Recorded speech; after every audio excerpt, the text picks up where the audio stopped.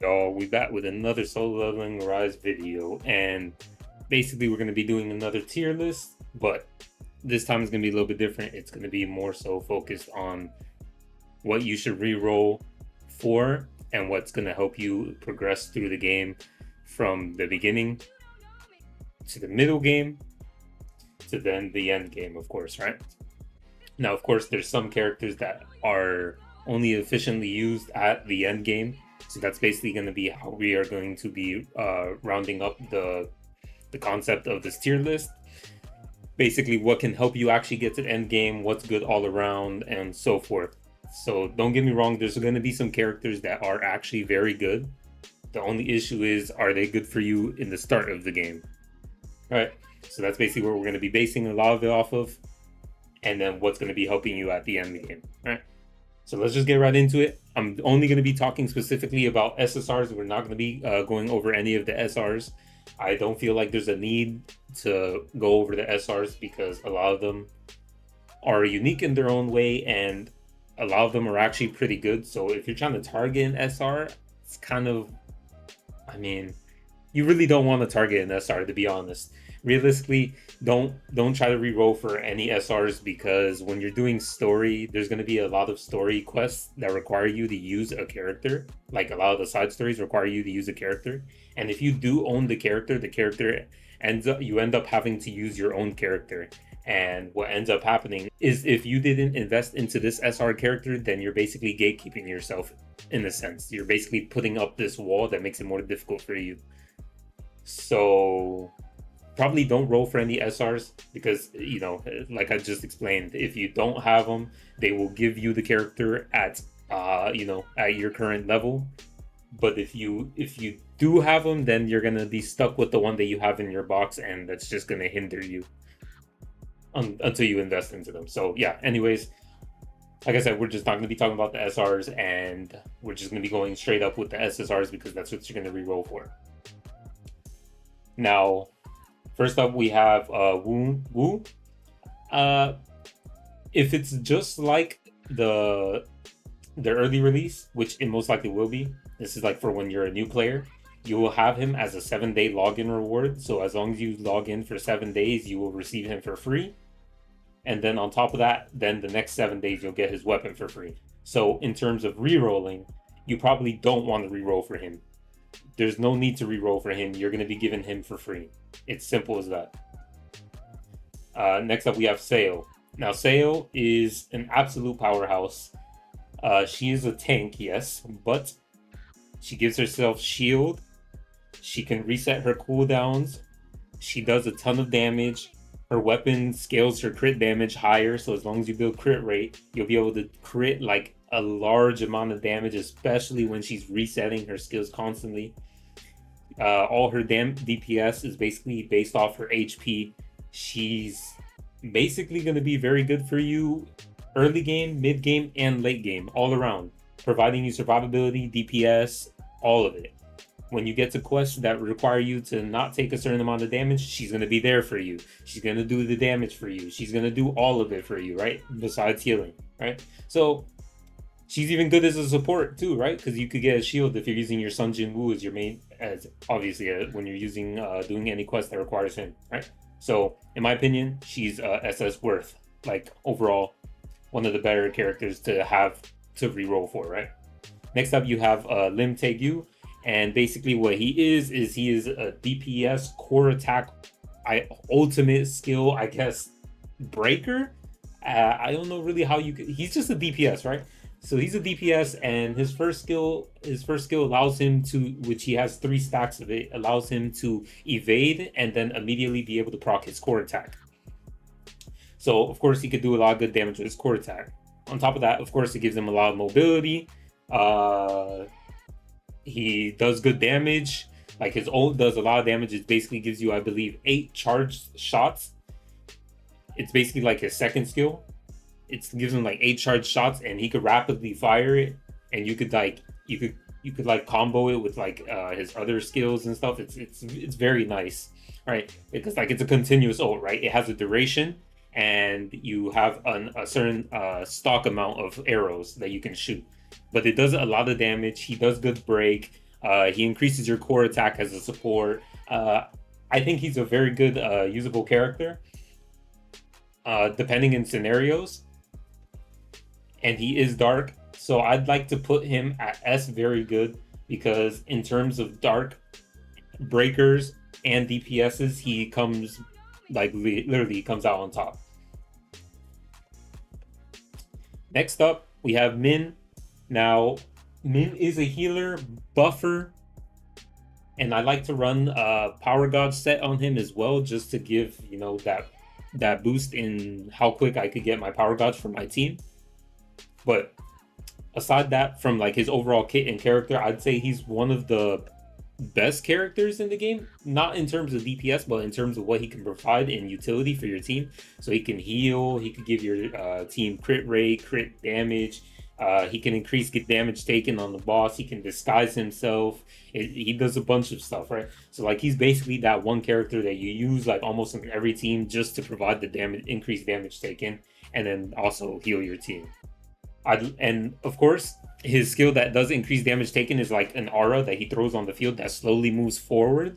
So you can hit multiple mobs, and basically, if you apply it onto let's say a boss, and the boss is in that specific area, and it's continuously moving, the timer for your increased damage taken won't actually start until he's not in the aura anymore. So basically, it constantly resets itself. So in terms of increased damage taken, he's probably one of the best ones in the game. And he also provides a lot of other utility as well for your team. So I'd like to say that he is worth, but I would recommend going for a DPS character and then trying to get Min after.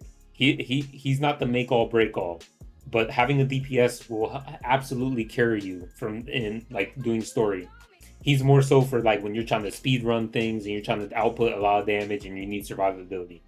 So Sale will be above him in terms of which you would reroll for. So basically, it's going to be in this order.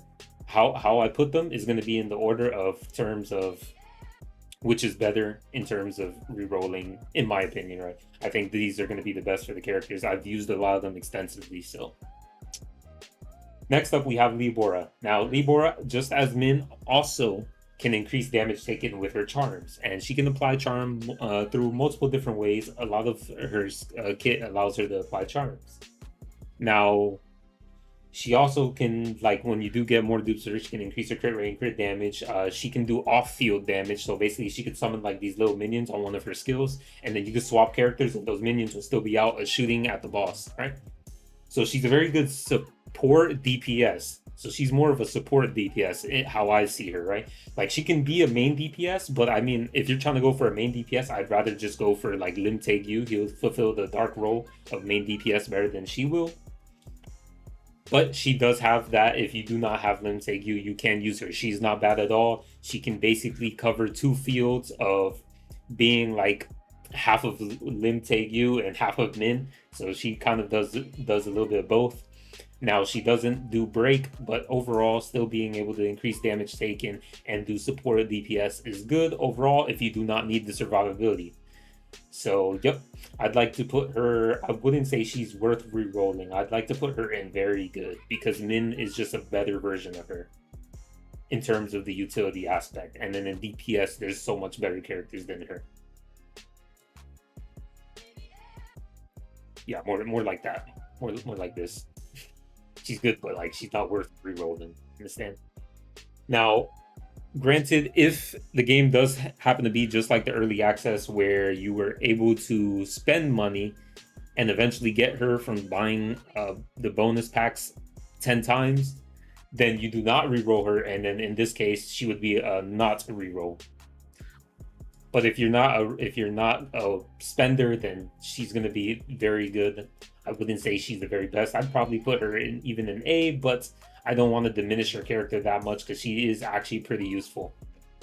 Next up, we have Huang. Now, Huang is a very unique character compared to a lot of other characters. So basically, he's kind of a DPS. Like, he's just a straight bare bones DPS. But he works off of defense. And a lot of his skills are also off of defense. but he also has a stacking effect on himself that he applies, which is impulse. And once you get these impulses to 5 stacks, then he applies impulse revenge, which increases his defense even further and gives himself a shield, which is based off of his defense. So basically, you want to do your skills and then go into your impulse revenge before actually activating your ult, because then you'll get the maximum damage output. Later on, when you get more dupes and stuff, he can also increase his penetration. But this character overall, he works on his defense, he works on his penetration, unique crit damage. He has a lot of stats that you really have to focus on, and you kind of have to spread them very well for him to work efficiently. So in terms of re-rolling, I wouldn't say he's actually that very good as a starting character unless you know what you're doing. Unless you know how stats work and you know specifically how to play the character, then I would say he's an S very good. But from early game, I don't think he's the best. Mid game, he's kind of all right. Like, you can get him working, he'll do the damage, and then end game, he's absolutely insane. He does a lot of damage. I don't want to put him too low. I feel like him under Libora is kind of like, it's kind of crazy to me. I'd say he's like right here, right?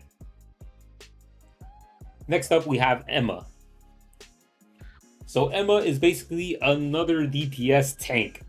Crazy. She scales off of HP as well. Now, she has a bunch of things to her kit, so she has a lot of utility that can increase your survivability or increase your damage output, and then also increase your team's damage. Now, she has heat absorption, and then she has heat emission. So heat absorption, when she gets a certain amount of stacks of that, then she'll be able to get like recover how much HP that she had as damage taken, and then also provide herself I believe a heal. Excuse me, not a heal. I think it was like more damage reduction. It was a few couple things. I'm gonna have to look over her again, but like then you get to her second part of her kit. So like once you use her second skill, which is burn up, or I believe it was flame cleave. I don't remember exactly, but that's aside the point. One of her skills basically activates heat emission, and then when this heat emission activates, depending on how many stacks of heat absorption you have, you will have that many stacks of heat emission, which will then give you some other bonuses, which will be, I believe it was like increased defense penetration, increased fire damage, and then your last one will be like heat emission will activate for your entire team if you have the max stacks. So then they'll also get penetration, and then if they're also fire, they'll also get increased fire damage. So she's really good on the fire team. I'd like to say that her overall kit is very crazy. Like, I don't understand what they were thinking with a character like this, where you have all this survivability and all this damage output all in one while burning the enemies. So overall, she's probably right there with Sayo. I still think Sayo's slightly better than her because Sayo can consistently keep that damage without having to build stacks. Now, she does have Water Dragon training stacks that she does have to build, but like, I mean, compared to Emma's stacks, they're not as difficult to maintain. You kind of just do them without thinking. So I'd like to think that Emma's slightly behind her. Next up, we have Choi. Now, Choi is in my opinion, one of the better characters in the game. I think he's super good in terms of what you can use him for. Now, whether he be a limited banner or he's going to be in the standard banner, I do not know. But if you're re-rolling, he's also a good pick as well. Basically, what he does is he's a DPS character and he uses his 2 skills, then you ult, and then you use his other 2 skills. That's all the time you want him on the field. Since you do kind of work on a team of 3, you just kind of want to go into him, activate skills, and then ult skills, and then just swap him out. You don't want to have him on the field for too long. His normal string isn't too crazy. Like, it's pretty lengthy and time consuming. So just kind of understand that he's kind of a sub DPS kind of role, in my opinion, kind of how I see him in my perspective. He's kind of like a sub DPS role. But the thing that also makes him very good is when you tag him in, his QTE basically inflicts defense down. I believe it's 2 stacks of defense down. Like, I don't, like, you'll see it. When he comes in, he'll have the defense down, and then he'll have another defense down applied onto that enemy. So it kind of has 2 defense downs. Although one is very short lasted, the other one does last for quite a bit of time. And then, of course, he has other skills that also provide defense down. So I think he's very high up there in terms of how you can use him.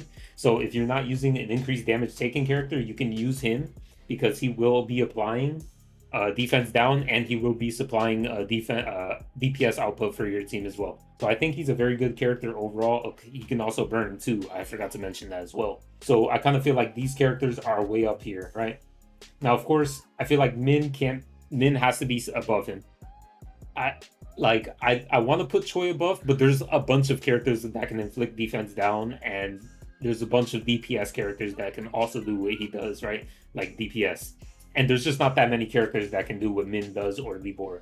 So overall, I'm gonna leave him there. I believe this is a good selection of where they're at. Next up, we have Baek.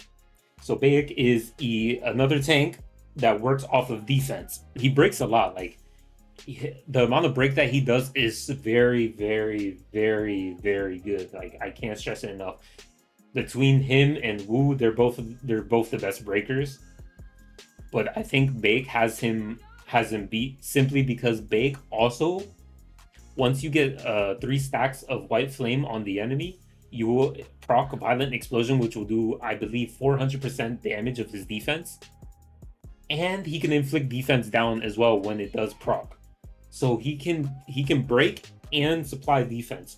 So in a lot of cases, when you're running a team scenario, I'll give you an example. When you're running a team scenario, when you're trying to do bosses, you're usually going to have your one character who is providing your increased damage taken, your second character who's providing a break or a defense down, and then your third character will be your DPS. Baek is fulfilling 2 roles for you. He is a breaker and a defense down. So sometimes you might not even need to run an increased damage taken. You can get away with it and then even run a sub DPS if you want. So overall, I think he's super good. You can use him in like almost any comp. He's super flexible, being able to be your breaker and defense down. And you don't even need to worry about his damage output because that's not his main role of the team. But of course, if you get really good rolls and stuff, and then you get the defense down, him being able to apply Violent Explosion is really nice. You could just come in, like tag him in. You'll be able to use all your skills, lower their break gauge really like a large portion, and then you'll be able to probably trigger your Violent Explosion, which will then also deal damage, and then you'll have the defense down. So I'd like to say that Baek is probably S very good on the top of S very good, simply because even though he's not a DPS character, although you can actually make him into a DPS character with enough dupes, he can break and apply defense down, and that's all you really need. Of course, it is situational. If a boss doesn't have like a shield, I mean not a shield, but like a break gauge, then you're kind of like, okay, well, now he's not breaking, but he still does defense down at least, right? But then in those cases, you'd probably use Choi because Choi would inflict defense down and do DPS. So I think he fits right here as the top one because he is like one of the best breakers in the game, providing breaks and defense down. If I were to rank Wu, I'd probably rank Wu like somewhere probably right here to be honest, or right here. Like he's not bad. It's just I feel like Baek is a better breaker. Now we have the Silvermane Baek. Now I do not recommend rerolling for this character. There's a lot of things with this character that makes him very difficult to use, and you have to have him literally end game. Like I don't even think you could like run him mid game. It has to be like almost end game to run this character. He wants a very specific set of like stat spread to get him functional.